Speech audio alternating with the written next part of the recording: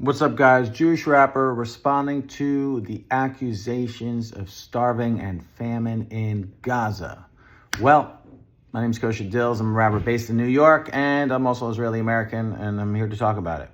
So it's obvious that people are starving. I mean, when you have a blockade, when you don't have a blockade, when you have a blockade again, when you block things, and I have known people that have tried to stop the aid. I have known people that tried to let the aid in and go down to make sure that the aid goes. I've known Israelis that packed aid into trucks and driven it down to the Kerem Shalom crossing themselves.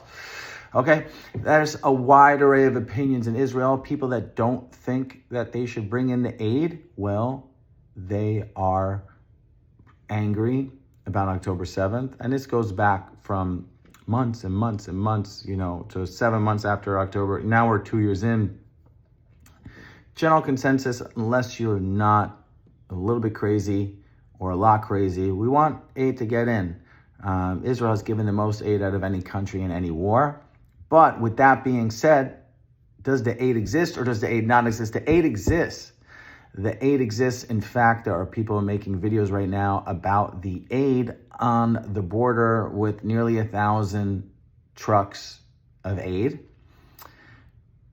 And it's not getting distributed by the UN. Now, you'll get that news from me, but another news says that Israel doesn't let things in. So if it's the UN, first you have to deconstruct, is the UN the ultimate good guy? The UN particularly could work with Hamas, but a lot of the things about Israel blocking aid, they say it has nothing to do with Hamas, but there are videos and videos and videos and videos. I could pop each one up here, but they're not going to come up because I'm not going to edit like that. There are videos and videos and videos of Hamas stealing aid. And if you're not technically in Hamas, right, like an Uber Eats driver, right, it doesn't necessarily work for Domino's, but like the Domino's pizza know the guys and the Uber Eats guy and the Domino's. Is that a good analogy? This guy's stealing it. Everyone's working together. They're taking aid. The rank and price is up, and they're selling them for abnormal, huge gains because there is no way for them to make money in the middle of a war to keep operations going. Do you think a random person is selling onions for $100 or baby formula for over $100, or the New York Times just put out a sheet of the prices of what stuff was before: baby formula, diapers, tomatoes, onions, milk, the basic products, flour, right? Do you think Hamas doesn't have a piece in? You think they're like, oh, everyone just make money for yourselves and we'll do our own business? It doesn't work like that. So, does the aid need to get distributed? Yes. Does more aid need to get in? Yes. Are there enough people that are starving to call it the famine of the century? No. Are there enough videos to make you think and emotionally feel like it is the famine of the century, like the most horrible people in the world are the Israelis, the Jews, and should we attack them all over New York, Paris, Amsterdam, all over the world based on what they're doing? That's probably going to happen, yes. Is it my fault that some idiot Netanyahu and his government and all these governments, is it my fault? No. Is it Palestinians' fault that Hamas leads them? No. But is it the situation? Yes. Is it our situation that Netanyahu and Smotrich and all these people are the people in our government?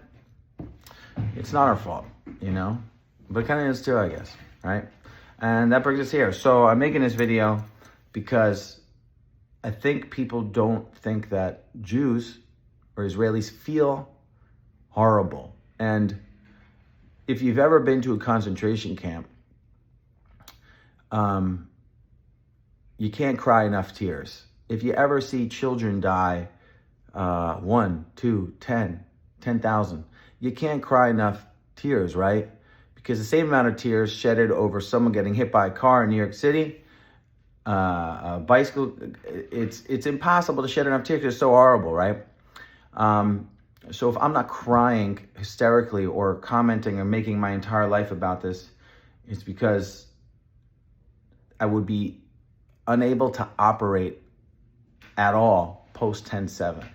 What we feel, and I'll speak on behalf of the Jewish community that has ties to Israel, as you can see, for freeing the hostages. And, I have a bunch of flags here. What we feel is that people don't think we are human. And dehumanization is what we're both experiencing. Palestinians are being dehumanized. Palestinians are being dehumanized to another level, right? That's why they feel. It's an emotional feeling. Dehumanization is an emotional feeling. And Jews have been pushed out of every circle, every artistic circle, journalism, film, music, tech. And we form our own little circles, and we've separated into our portions. And then we recruit other people, right? Palestinians are recruiting every other people, white guilt. People are going heavy and hard for Palestine and Gaza. And the Jews, we've sort of been through this before, and this dehumanization. We're always getting dehumanized, so we're just like, all right, it's business as usual.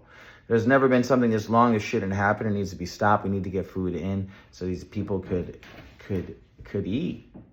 I don't know. I don't even understand how someone could think I don't want people to eat. I want everyone to eat. It's insane. Eating is the only way we're going to get along. I'm not going to get along with you if I have an empty stomach. There's no way. So the aid situation needs to be fixed. It needs to be fixed. Do I know how to fix it? No, because I'm not someone there. Can I go and help distribute it? Yes, I can. Are most people going to go over there and distribute it? No, most people are going to make a comment on YouTube. They're going to make a comment on Instagram in anger, and they're not going to figure out. But what isn't happening is that Israelis and Palestinians need to talk more to figure out and respect each other's sides. And by us coming together, people from Israel and Palestine and Gaza having conversations, that will be a way for other people to not get involved and have some sort of hope and happiness, and they'll share that. Because for now, they're just going to share kids are starving, and we're the bad guy. But Jews and Tikkun Olam, we have to be the ones that make this effort to bring the world together. We are currently the number one aid givers of any war in the world. And I'd rather never have that, because we should not have to give aid, because there should not be a war. This war should have been over and done. And that is on our leaders. And our leaders suck, guys. That's why we're here. Our leaders suck. That's why we're still making videos about this. I don't want to make videos about this. I want to make videos about books. Like this book I got about negotiation. Everyone wins. I want to make a video about this book, The Ultimate Guide to Optimizing Your Business Relationships and Financial Freedom, and shit like that. I don't want to make videos about this. So be kind to other people and figure out a way to be helpful. No one wants kids to starve. I promise you, no one wants kids to starve. And if they do, they have serious issues. And if they're making videos, they're going viral because we cannot believe that some asshole said this. And that's what they're doing. And yes, there are some settlers that are doing that. Some people call them settlers, and people will not call them settlers. But this is just the life that we've been given. And this is how we get out of it. How do we get out of this, guys? We get it by being kind and showing people the light. You see, there's light there, and light kills darkness. And that, Israelis and Palestinians are going to solve this war. Not a random white person from Kansas, not a random, dude from Brazil that lives in Ohio that says, oh man, how could you, all the news I watch. Because trust me, you don't watch as much news as I watch. I've been watching this news for 43 years, since I was born. We were born into this. We were born into the Israel conflict with the rest of the world. We were born into the Israel conflict. When I mean the rest of the world, I mean, Egypt or Lebanon or Hamas, Hezbollah, PLO. This is just a consistent thing that's been happening. So it's a long video. I've been ranting, but it's true.